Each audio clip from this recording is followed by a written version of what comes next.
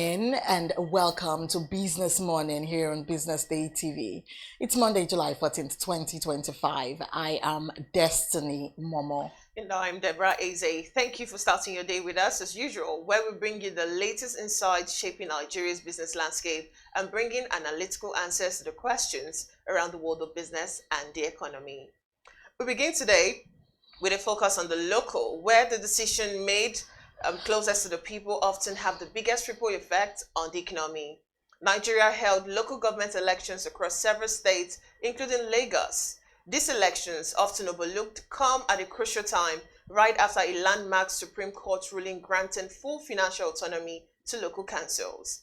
That means local governments now have more control over their own purse strings and potentially more responsibility when it comes to driving real development on the ground.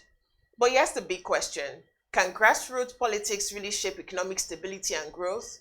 How do this seemingly small election impact everything from basic infrastructure to job creation and investor confidence? Yeah. Now, to unpack this, we're joined by a policy analyst who will help us explore the economic significance of grassroots governance and what Saturday's election might mean for the future of local economic planning in Nigeria. Good morning, Olusesan. Can you hear me? It's great to have you this morning.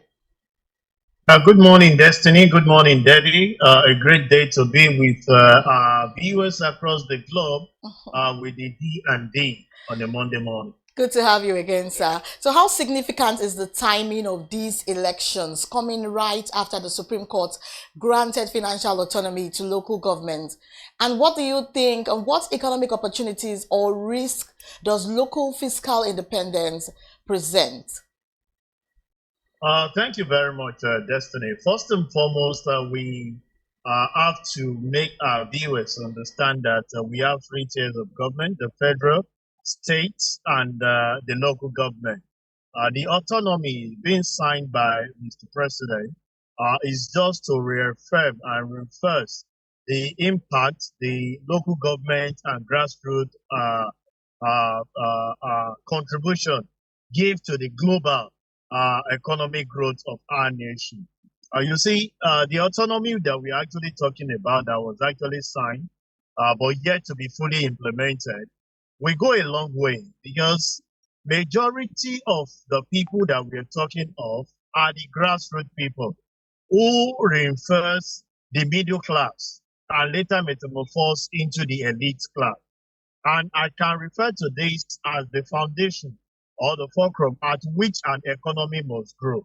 Every of your raw material that you want to talk about comes from those rural areas that you can now take to the urban area. So when you don't give the necessary attention to the local, the rural area, then definitely there are actual problems of growth economically. So this election that just happened in Lagos State and some area is what is expected so that we can have good governance from the grassroots metamorphosed into the state, and we can have lesser pressure even in it.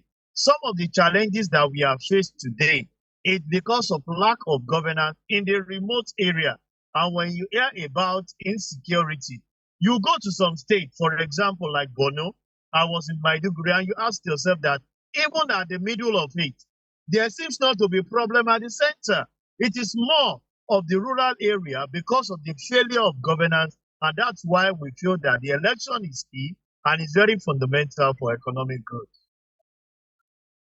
Voters' participation in the local government polls.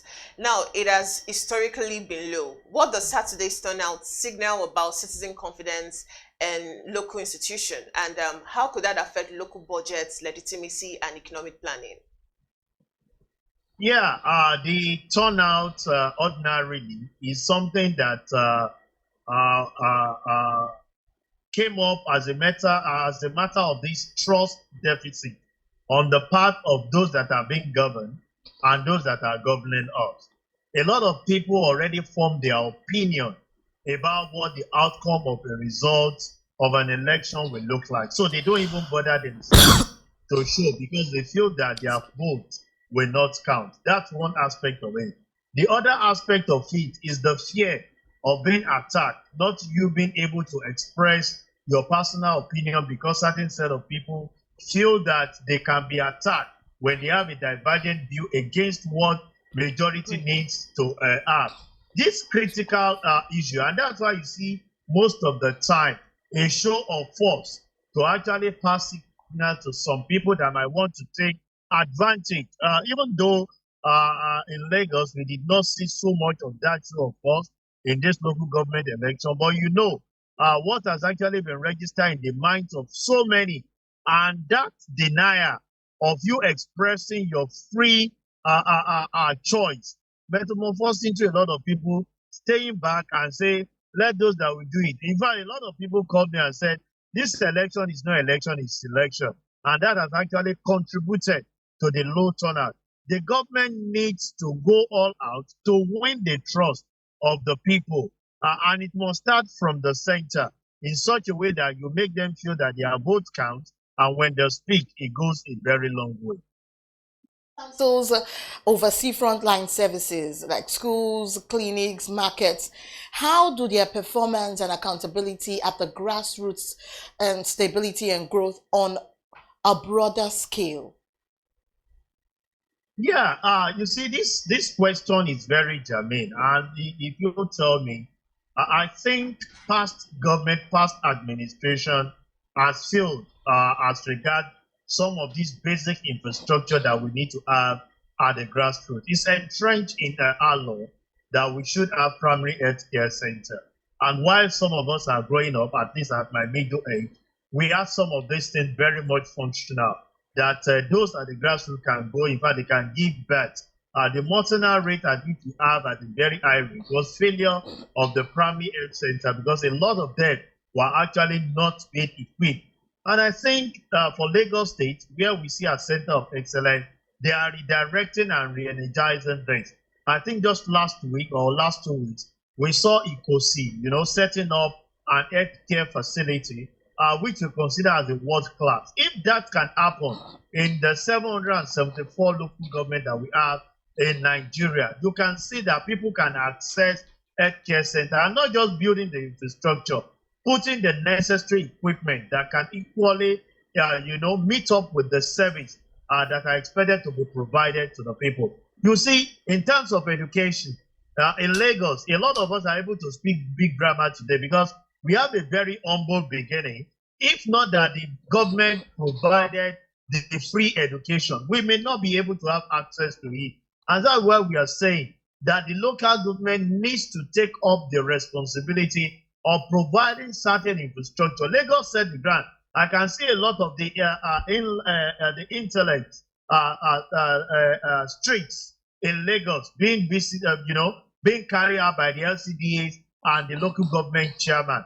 A lot of it are actually going. And I've asked myself, I hope it's not because of the election coming. How can we follow through to make sure, because they are closer to the people, and if there are infrastructure failure in terms of health, education, road, there is no how you can grow the economy. You can imagine if you don't have good access road to the raw material that you have to take to the urban area or to the city, definitely that will impact on the cost at which you are going to make those things available. And that's why we are charging that the autonomy is coming in the right time. The local government should not see it as an avenue where they will do politicking. They should go do governance, and that in turn will increase the base, the tariff they will charge, those taxes that should go to the local government and the levies that should go to the local government. A lot of people can contribute more, and they can increase their revenue base by giving more to the people that they are definitely needing. Society groups have raised concerns about the election. That's the timing, the transparency, and the commission readiness. So tell us, what governance gaps persist at the grassroots, and how might this influence fiscal efficiency and corruption? Yeah, like I just said, the major gap that we have is that there has been infrastructure failure at the grassroots. Those days when we are growing up, there are proximity of some of this infrastructure to the people that are actually being governed.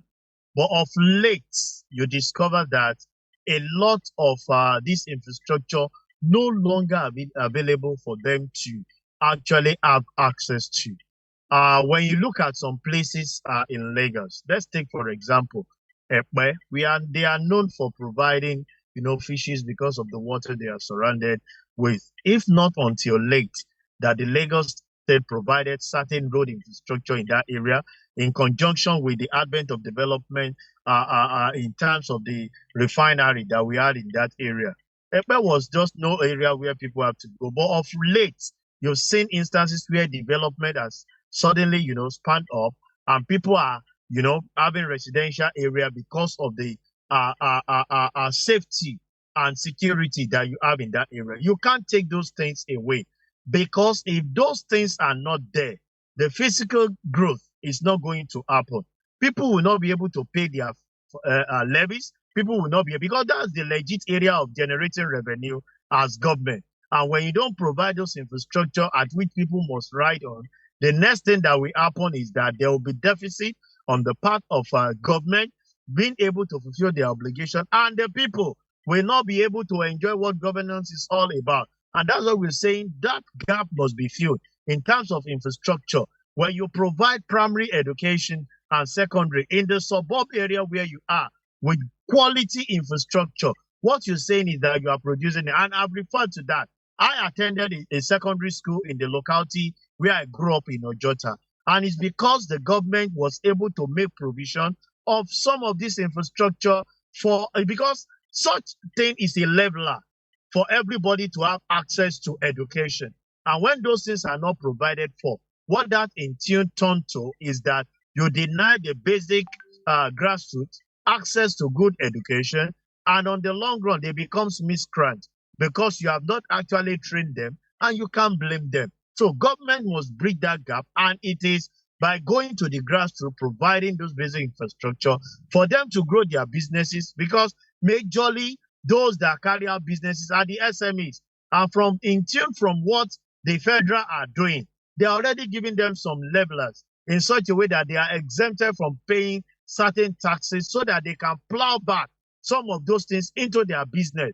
The area the local government needs to now do is to provide the infrastructure so that you can grow the business of the locals, which they can grow gradually and contribute to the bottom line on the long run.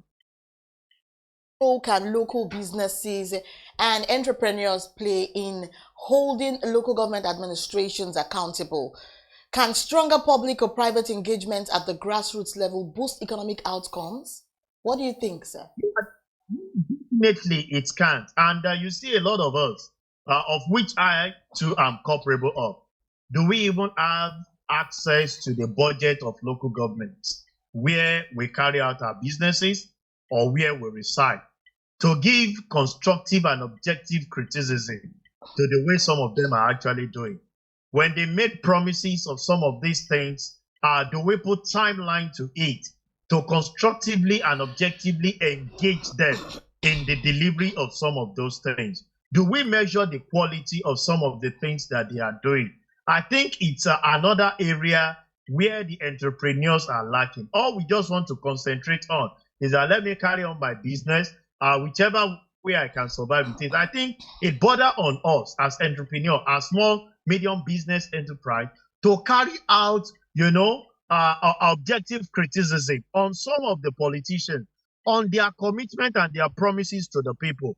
It may sound tiring. They may not listen to you, but continuous engagement on some of the things that they have actually promised, which are intended in their budget, should be followed through in such a way that they give those deliverables. And in instances where we can have PPP arrangement with the locals, we can definitely engage them to this, to see that, okay, if you are contributing this quota as a business that are actually, carrying on this operation in this local, I'm ready to give this as my CSR, and together we can collaborate for the growth of it.